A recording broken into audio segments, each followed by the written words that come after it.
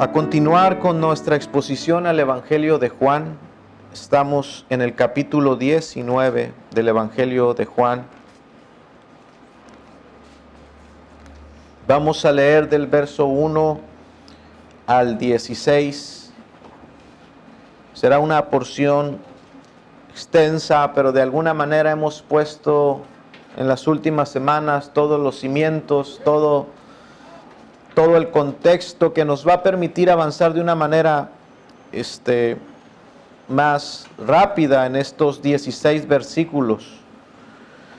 Juan capítulo 19, verso 1 al 16. He aquí vuestro rey. Así que entonces tomó Pilatos a Jesús y le azotó. Y los soldados entretejieron una corona de espinas y la pusieron sobre su cabeza y le vistieron con un manto de púrpura. Y le decían: Salve, Rey de los judíos. Y le daban de bofetadas. Entonces Pilato salió otra vez y les dijo: Mirad, os lo traigo fuera para que entendáis que ningún delito hallo en él. Y salió Jesús, llevando la corona de espinas y el manto de púrpura, y Pilato le dijo: He aquí el hombre.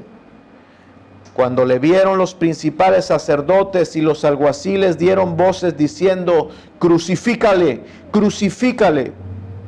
Pilato les dijo: Tomadle vosotros y crucificadle, porque yo no hallo delito en él. Y los judíos le respondieron: Nosotros tenemos una ley, y según nuestra ley debe morir, porque se hizo a sí mismo hijo de Dios. Cuando Pilato oyó decir esto, tuvo más miedo, y entró otra vez al pretorio y dijo a Jesús: ¿De dónde eres tú? Mas Jesús no le dio respuesta. Entonces le dijo Pilato: ¿A mí no me hablas? ¿No sabes que tengo autoridad para crucificarte y que tengo autoridad para soltarte? Respondió Jesús: Ninguna autoridad tendrías contra mí si no te fuese dada de arriba. Por tanto, el que a ti me ha entregado mayor pecado tiene. Desde entonces procuraba Pilato soltarle, pero los judíos daban voces diciendo: Si a este sueltas, no eres amigo de César. Todo el que se hace rey, a César se opone. Entonces Pilato, oyendo esto, llevó fuera a Jesús y se sentó en el tribunal, en el lugar llamado el Enlosado, y en hebreo Gábata. Era la preparación de la Pascua y como la hora sexta. Entonces dijo a los judíos: He aquí vuestro rey. Pero ellos gritaron: Fuera, fuera, crucifícale. Pilato les dijo: ¿A vuestro rey he de crucificar? Respondieron los principales sacerdotes: No tenemos más rey que César. Así que entonces le entregó a ellos para que fuese crucificado. Tomaron pues a Jesús y le llevaron. En esta lectura, en estos versos, encontramos de nuevo a Pilato declarando la inocencia de Jesús en dos ocasiones más. Pero encontramos también que finalmente Pilato cede a las presiones de los líderes judíos. Y vemos finalmente Pilato entregando a Jesús para ser crucificado. En estos versos podemos ver la agonía física que nuestro Señor Jesucristo está pasando. Más allá de la agonía emocional que seguramente comenzó cuando estaba en el aposento alto y saliendo el traidor de ese lugar, más allá de esa agonía que se intensifica en el Getsemaní cuando Jesús llora lágrimas de sangre, más allá de esa agonía emocional, estos versos nos permiten ver la agonía física que nuestro Señor Jesucristo y nuestro Salvador está pasando. Vemos cómo Pilato manda azotar a Jesús.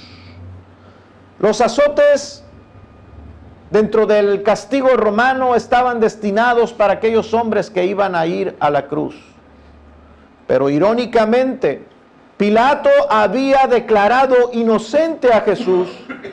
Sin embargo, ahora manda azotar a aquel mismo que ha declarado inocente.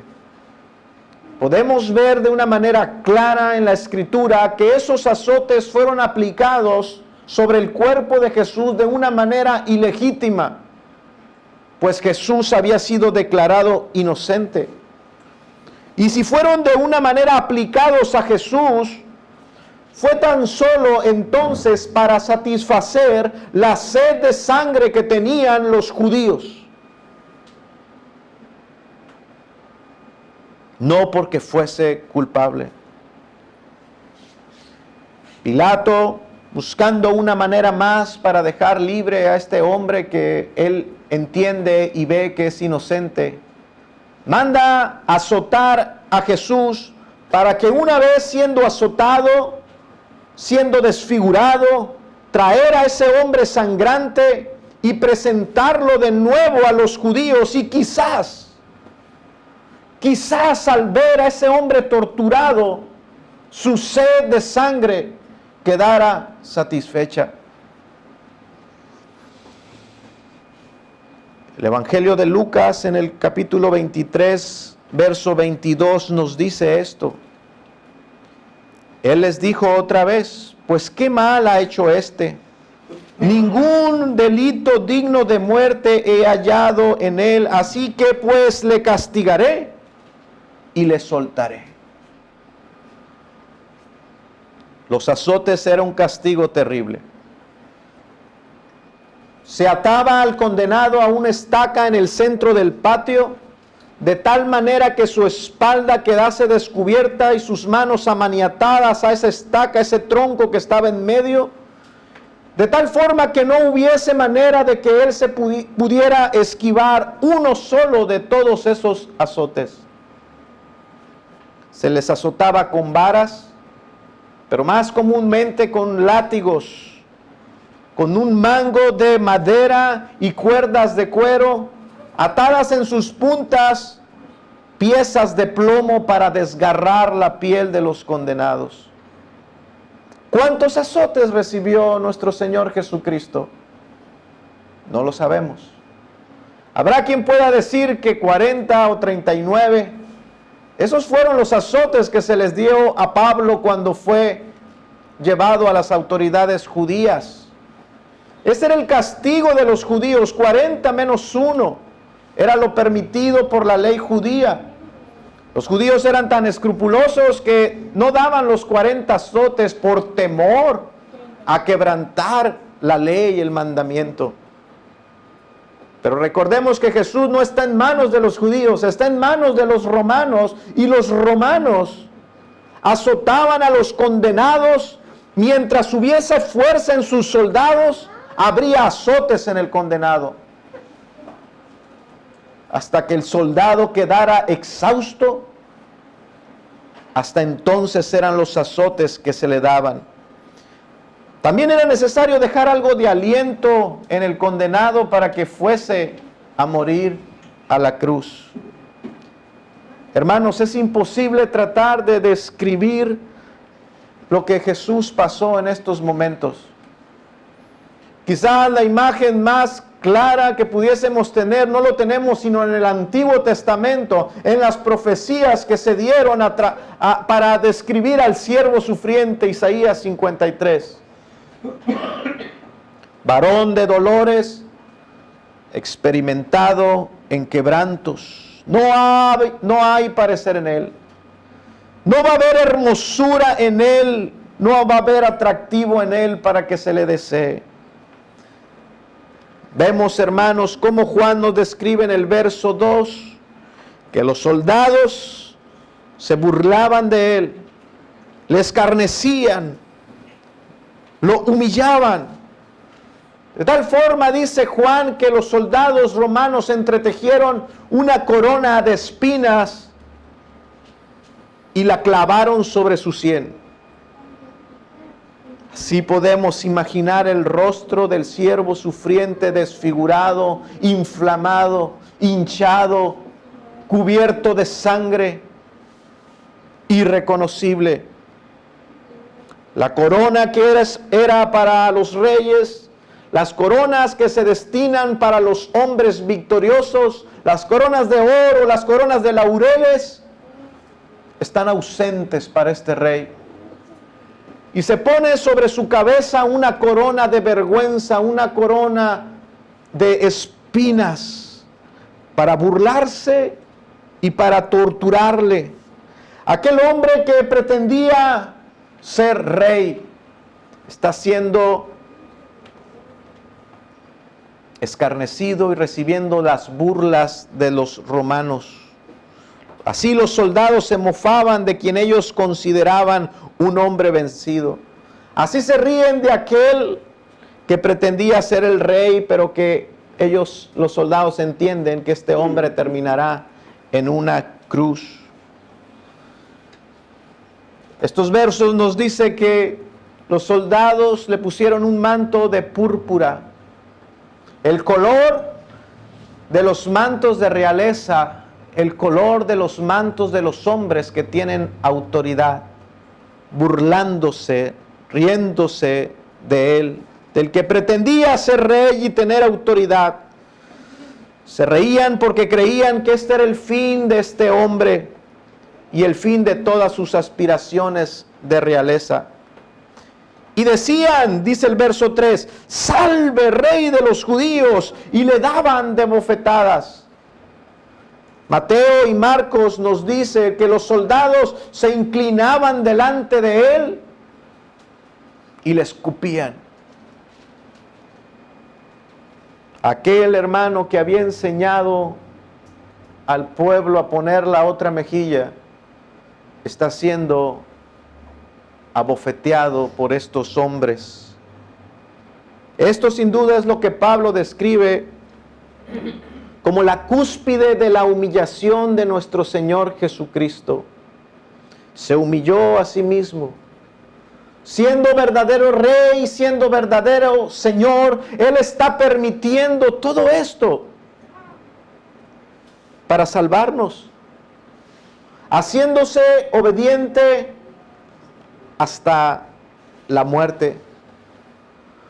Además, hermanos, no hay registro alguno de que nuestro Señor Jesucristo hubiese resistido o presentado alguna queja, de que resistiera esos golpes o se quejara en ese momento. Sin duda alguna, Él es el siervo sufriente. Angustiado Él, no abrió su boca, sino como cordero fue llevado al matadero, y como oveja delante de sus trasquiladores, enmudeció y no abrió su boca.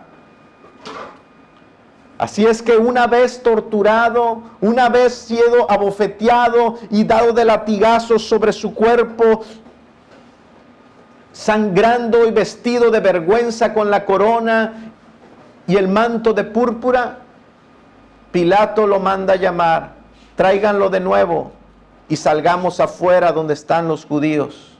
Y presentémosle a este hombre que ha sido humillado, pongámoslo frente a ellos.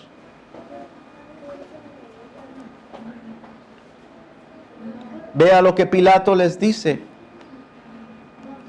Mirad, os lo traigo fuera, para que entendáis que ningún delito hay en él. Aquí está. He aquí vuestro hombre. Hay dos palabras que Pilato pone énfasis. Cuando se dirige a los judíos, Pilato le dice a los judíos, miren su fragilidad, miren este hombre y entiendan que este hombre es inofensivo. Mírenle ahora, mírenle ridiculizado, mírenle sangrando. ¿No les es suficiente? Miren, dice, y entiendan. ¿Quién podría tomar en serio a un rey como este? ¿Quién podría tomar en serio a un rey como este? Mírenlo. Miren a este pobre hombre. Entiendan, razonen. Este hombre no puede ser rey, aunque él pretenda ser rey. Miren, este hombre no puede ser rey. No hay ningún delito en este hombre. Ante esta humillación, hermanos, y degradación exagerada, ante ese cuerpo deformado que está frente a ellos, vemos las respuestas tanto de Pilato como de los judíos. Y ya hemos visto que Pilato representa claramente al mundo pagano, al mundo que no le interesa la religión. Y hemos visto cómo Pilato, sin buscarlo, se metió o quedó atrapado en medio de este dilema de qué hacer con Jesús. Pilato se dio cuenta en algún momento que esto que está pasando es una farsa. Estas acusaciones es una farsa y él está siendo usado por los judíos para sus propósitos. Y Pilato, al saber eso, él intenta evadir que estos líderes astutos judíos le hagan hacer algo que él no quiere hacer de alguna manera. Este hombre no es culpable. Sin embargo, ellos quieren que lo asesine, que lo mate. Él sabe que Jesús no es ningún rey que amenace a su imperio romano. Pero por otra parte, Pilato no tenía ninguna consideración por Jesús.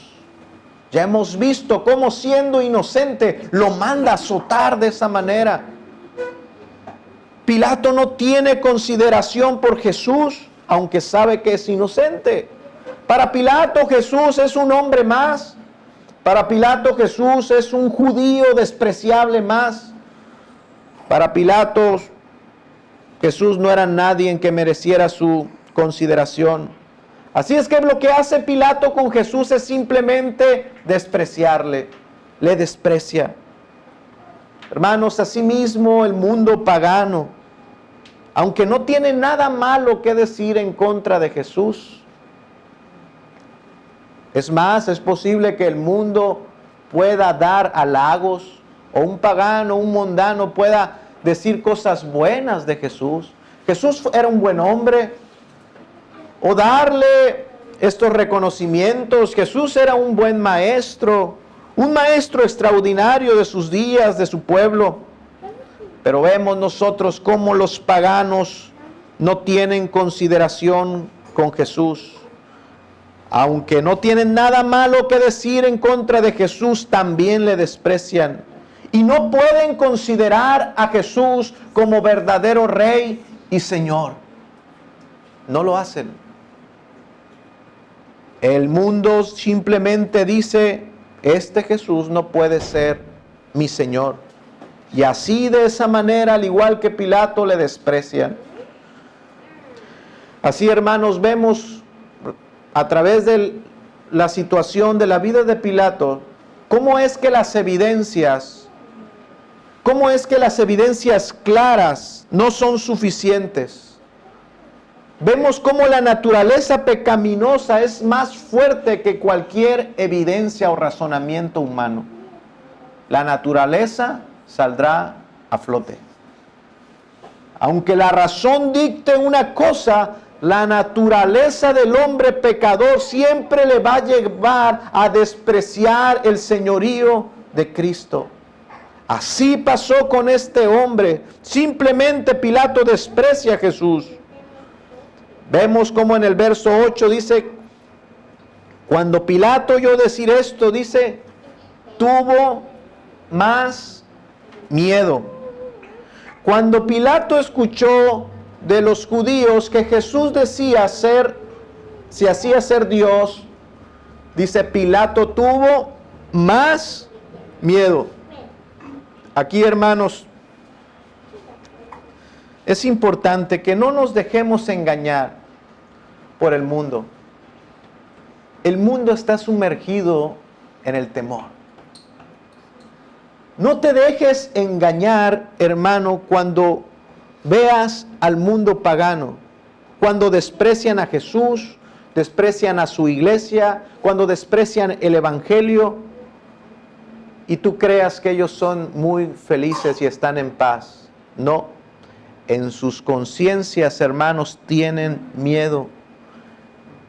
Aunque nieguen a Cristo delante de los hombres de una manera arrogante, en sus luchas internas están tan atemorizados como un niño en la oscuridad. Pilato tuvo más miedo. Así es que Pilato lleva adentro a Jesús una vez más por su temor cuando escuchó esto, y Pilato le pide más evidencias a Jesús. Pero Jesús, dése cuenta que Jesús ya no le responde. Pilato ya había demostrado su desprecio absoluto a Jesús al mandarle azotar. ¿Quieres más evidencias? ¿Me traes de nuevo aquí adentro para pedir más evidencias? Jesús sabía que es inútil. La naturaleza de este hombre será más fuerte que toda razón o evidencia que se le presente. Pilato pide evidencias y Jesús se niega. Vea cómo Pilato se molesta en el verso 10. ¿A mí no me hablas? ¿No sabes que tengo autoridad para crucificarte y que tengo autoridad para soltarte? Fíjate la arrogancia de este hombre. La arrogancia del mundo pagano que cree que tiene autoridad sobre la religión.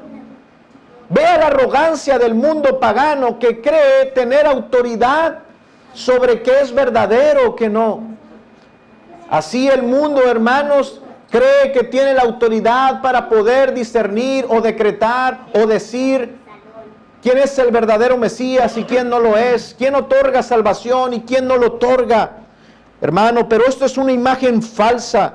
Pilato no tenía autoridad sobre la verdad, no tenía autoridad sobre Jesús, no tenía ninguna autoridad.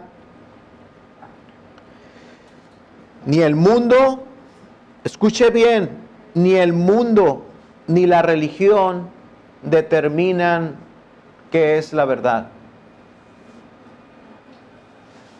No tienen autoridad sobre estas cosas. El mundo ni la religión tiene autoridad para definir o determinar qué es la verdad. Es la verdad la que define a la verdadera religión. Vea cómo responden los judíos entonces. Así Pilato simplemente le desprecia, y ¿qué de aquellos judíos? Una vez que han visto ese cuerpo bañado en sangre y a ese Jesús torturado,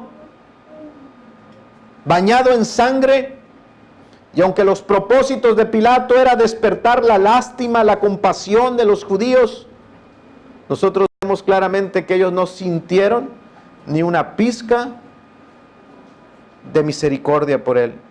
No sintieron lástima, sino que más bien cuando vieron al cuerpo de Jesús desfigurado y sangrando, fueron como los tiburones. Cuando huelen la sangre, cuando ven la sangre, el tiburón se vuelve loco, se desenfrena. Así cuando vieron el cuerpo sangrante de Jesús, los líderes religiosos, se despertó en ellos un fanatismo descontrolado y se volvieron locos cuando le vieron sangrando. Y gritaron: ¡crucifícale! ¡Crucifícale! Tal fue la locura y el desenfreno de los judíos cuando vieron a Jesús sangrando. Tal fue su locura que se atrevieron a darle órdenes al gobernador, al regente, a Pilato. Ahora ellos le están dando órdenes a Pilato y le están diciendo: crucifícale, te ordenamos. Es imperativo para ti, nuestra voz sobre de ti. Debes de crucificar a ese hombre. Ellos estaban obligando ahora a Pilatos a hacer lo que él no quería hacer. Y piden su muerte a pesar de que Jesús es inocente. ¿Qué hay en el corazón de estos hombres? Uno se pregunta, ¿qué había en el corazón de estos hombres? Lo que estaba frente a ellos es algo indescriptible. Un cuerpo destrozado, un hombre humillado, un hombre avergonzado. ¿Y qué hay en estos hombres para reaccionar así? De no saciarse de sangre, de no saciarse, sino quererlo llevar hasta la muerte.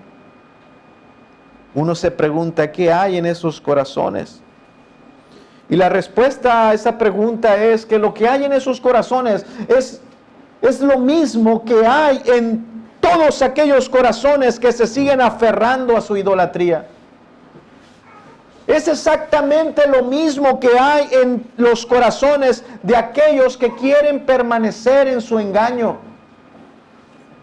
Lo que había en los corazones de estos hombres, hermanos, es lo mismo que hay en todos los corazones de aquellos que se están aferrando a los deseos de su propio corazón.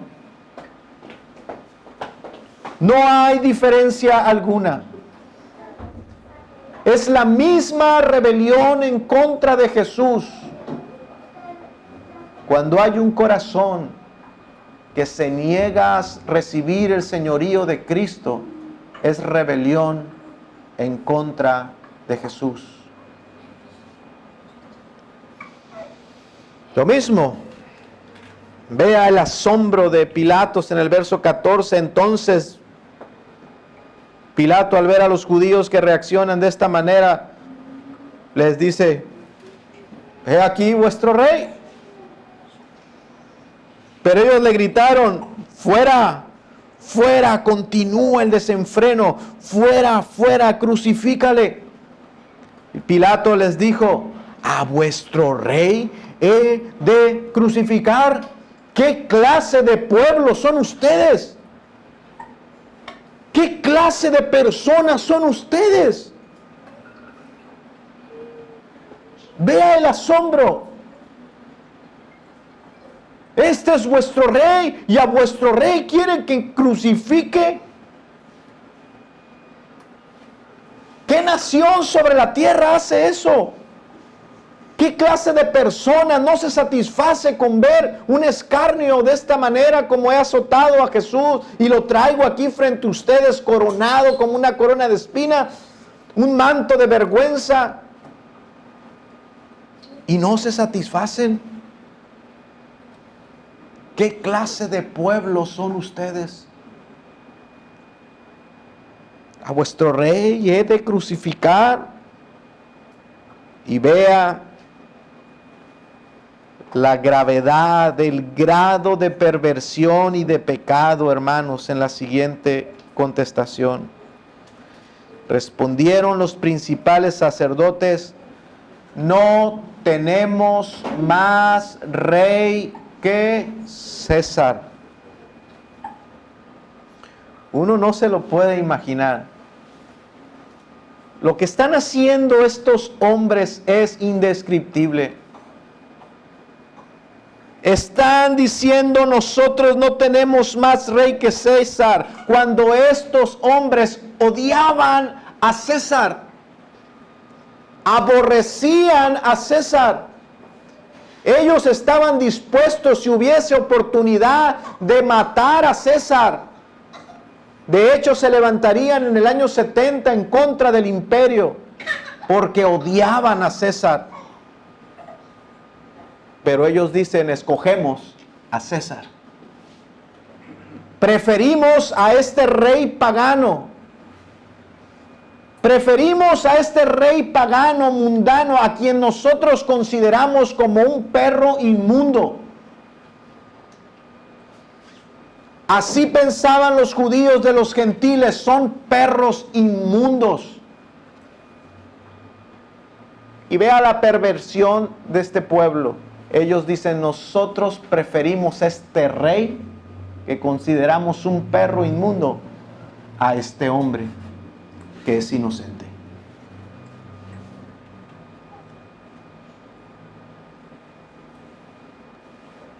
Esa declaración de lealtad a César era una mentira grotesca. Nadie podía creérselo. Pero ellos dicen, preferimos a César que a este hombre. Así, hermanos, que el problema más grande del hombre no es que esté ciego. El problema más grande del hombre es que no quiere ver. No hay más sordo que el que no quiere oír, no hay más ciego que el que no quiere escuchar. Los evangelios, todos ellos nos muestran a dos pueblos. Un pueblo gentil que es ignorante de la palabra de Dios, que desconoce a Dios, ajeno a las cosas de Dios. Un pueblo gentil representado por los romanos que desprecia a Jesús. Pero todos los evangelios nos muestran a este segundo pueblo, a los judíos. Un pueblo que tenía todas las evidencias claras. Un pueblo que tenía el conocimiento de las escrituras, que tenía las profecías, que tenía la revelación de Dios, el testimonio de Dios, que se le había confiado la palabra de Dios, y que ahora con el ministerio de Jesús tenían delante de sus ojos todas las evidencias del cumplimiento de las profecías en Cristo. Y con todas estas evidencias tan claras, este pueblo dice, preferimos a un rey pagano como César. Preferimos al mundo que a Jesús. Aborrecemos su señorío. Aborrecemos que Él pretenda tener autoridad sobre nosotros. Esto es grave. Porque por un lado, hermanos, la ignorancia es un pecado. Por ignorante, el hombre se va a condenar. La ignorancia te condena. Si tú ignoras que existe una medicina para tu enfermedad, nunca vas a recibir esa medicina y te vas a morir. Tu ignorancia te condena. Pero por otro lado, la ignorancia voluntaria, el rechazo, la rebelión, es un pecado muchísimo más grave. Así es que no hay excusa alguna para ti si aún viendo y conociendo a la persona y la obra de Jesucristo, tú te niegas a aceptar su señorío y prefieres vivir como un pagano, vivir como un mundano, antes de humillarte al señorío de Cristo. No hay excusa ya para ti si conoces quién es Jesús y qué es lo que Él ha hecho para darte vida eterna y escoges a este mundo inmundo de pecado antes de someterte a las palabras de Jesús. Si al final, aun con todo el conocimiento de sus palabras y de su obra, si al final le das la espalda y le desprecias, si desprecias sus santas palabras, puede que estés convencido del Evangelio, que ya lo razones, lo entiendas y estés convencido, pero si no vienes a Cristo y te sometes a Él, Le estás despreciando y ya no hay más remedio para ti.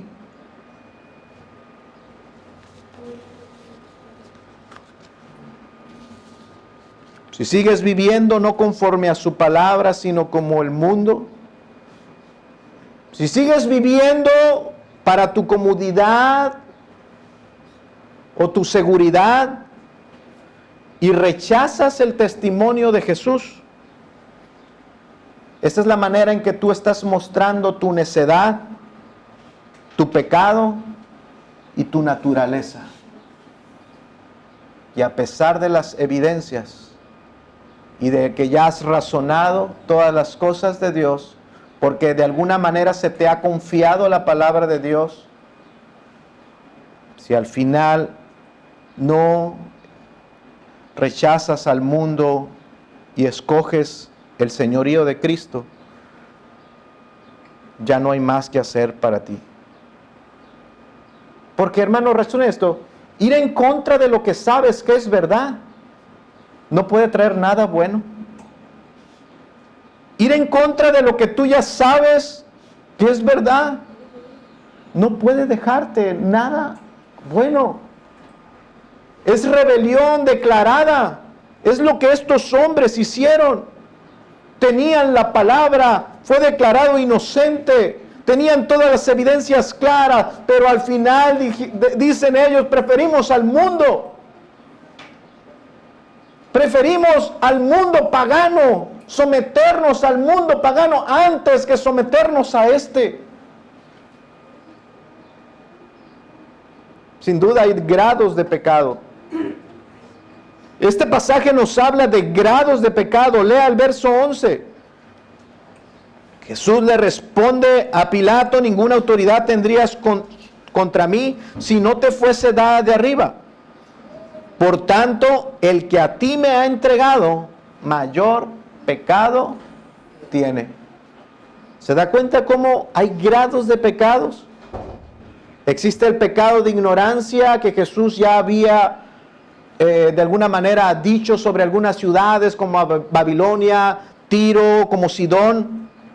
Ciudades que no tenían la palabra de Dios, pero que de aún así en su ignorancia recibirían un juicio.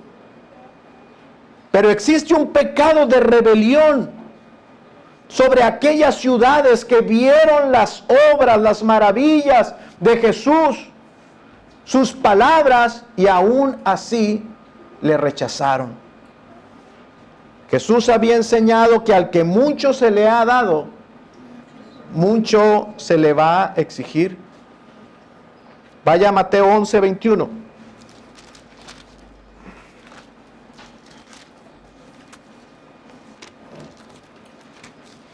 Mateo 11, capítulo 11, verso 21. Vamos a leer desde el 20. Entonces comenzó a reconvenir a las ciudades de las cuales había hecho muchos milagros, porque no se habían arrepentido, diciendo: ay de ti, Corazín, ay de ti, Betsaida, porque si en Tiro y en Sidón se hubiesen hecho los milagros que han sido hechos en vosotras, tiempo ha que se hubieran arrepentido en cilicio y en ceniza. Por tanto os digo que en el día del juicio será más tolerable el castigo para Tiro y para Sidón que para vosotras. Y tú, Capernaum, que eres levantada hasta el cielo, dice, hasta el Hades serás abatida. Porque si en Sodoma, fíjese las ciudades, Sodoma, si en Sodoma se hubieran hecho los milagros que han sido hechas en ti, habrían permanecido hasta el día de hoy. Pero os digo que en el día del juicio será más tolerable el castigo para la tierra de Sodoma que para ¿quién? Que para ti, para Capernaum, lugar donde Jesús predicó e hizo muchas señales. Hay gravedad de pecados. La ignorancia es un pecado, pero la ignorancia voluntaria, la rebelión, es un pecado mayor. El que sepas, hermanos, entonces, la palabra de Dios pone sobre de ti una gran responsabilidad y es necesario que te rindas al señorío de Cristo.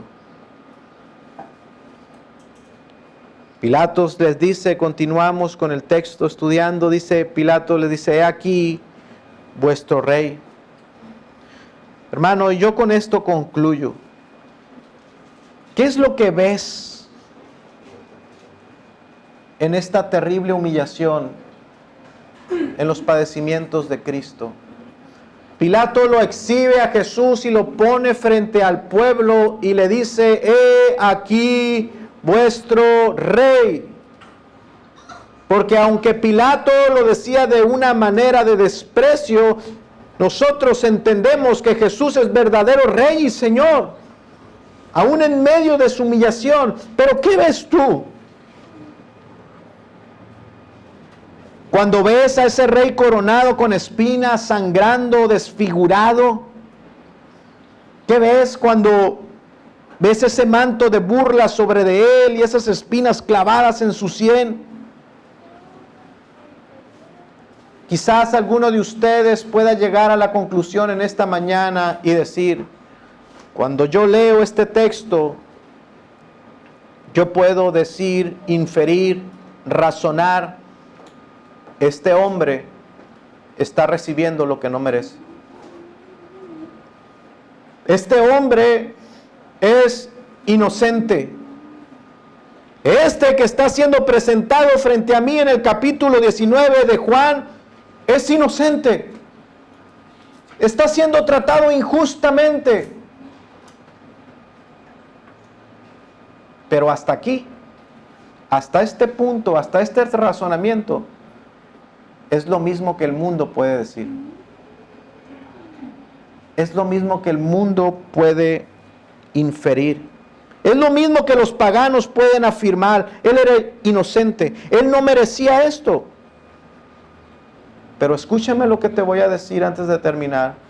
Es necesario, es imperativo que tú tengas una visión más elevada de estas cosas, una visión más regia de Jesús, porque si no, no tendrás vida eterna.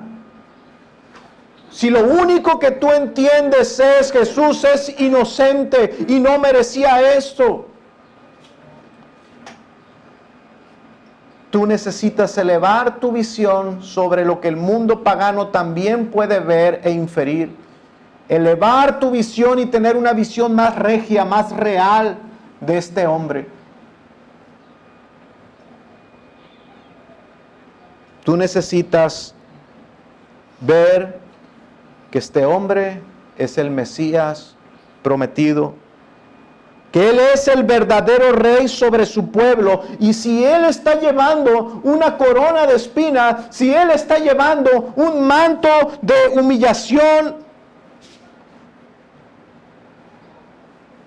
no es porque Él mereciera esa corona de espinas ciertamente. Si Él está llevando esa corona de espinas en vez de la corona de victoria, de laureles, de oro, es para que un día yo pueda llevar una corona de gloria en su presencia.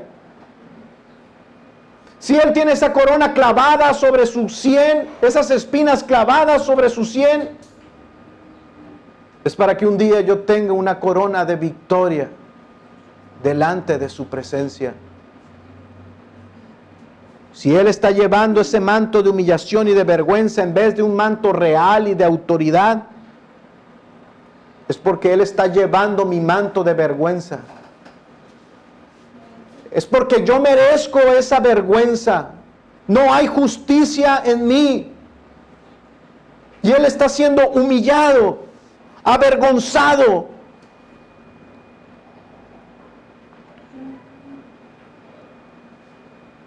Él es verdadero Rey y Señor. Y si Él fue humillado de esa manera, es porque yo merecía lo que Él está recibiendo. para que nosotros pudiésemos ser aceptados por el Padre,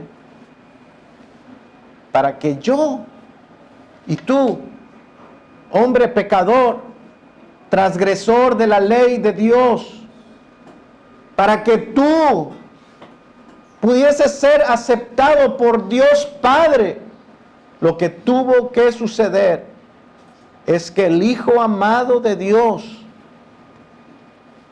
tenía que ser despreciado. ¿Despreciado por quiénes? Despreciado por los sabios, por los judíos, por los que pretenden saber, despreciado por ellos, despreciado también por los ignorantes, por los gentiles, despreciado por todo el mundo, pero también despreciado por Dios su Padre. Dios mío, ¿por qué me has desamparado?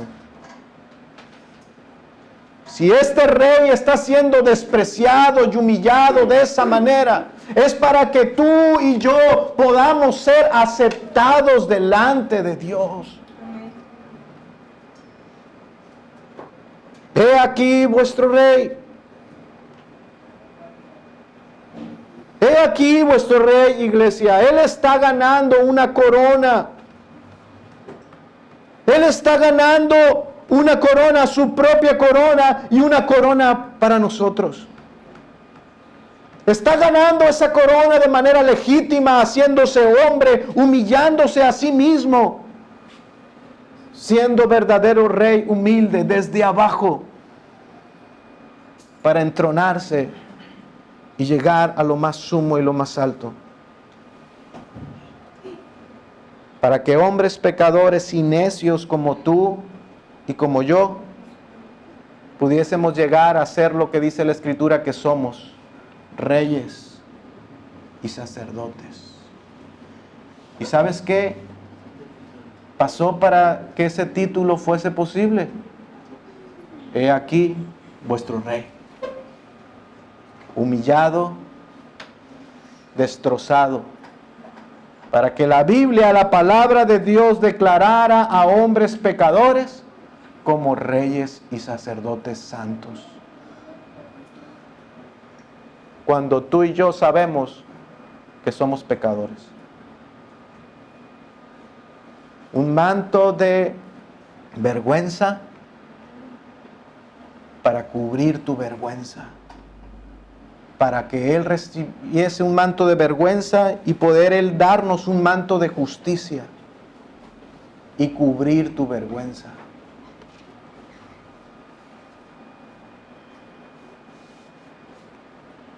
Así, hermanos, la Escritura dice que seremos reyes y sacerdotes, pero fue por medio de esta humillación grotesca que Cristo ganó estos títulos. Y un día, Él será, como dice la Escritura, Rey de reyes y Señor de señores. Él reinará sobre su pueblo, sobre todos aquellos que reciben el señorío suyo verdaderamente, todos aquellos que no le despreciaron, que no amaron el mundo y no escogieron por el mundo, sino escogieron más bien los vituperios, los azotes, el camino de Cristo. Se menospreciaron a sí mismos como su maestro y siguieron en este camino. Cristo reina sobre su pueblo. ¿Y quién es su pueblo? Decía el salmo que leíamos ahorita, mi hermano. ¿Quién es el Rey de Gloria? ¿Quién es el Rey de Gloria? He aquí mi Rey, aquel que fue humillado, destrozado, para pagar mi pecado. Él es el Rey de Gloria. Vamos a orar.